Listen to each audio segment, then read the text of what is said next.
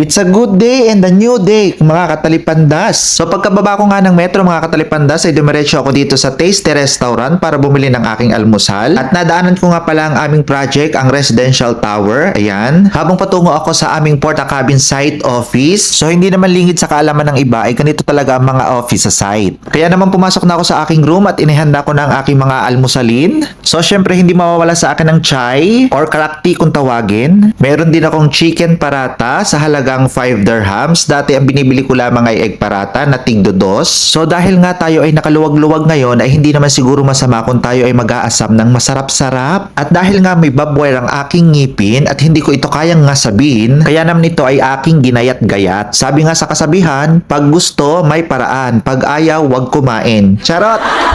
So ngayong araw na ito ay solve na solve ang aking breakfast, lalo na kung sasamahan mo ito ng bilo-bilo or pinindot kung tawagin sa amin. Kaya naman, samahan niyo akong mag-almusal.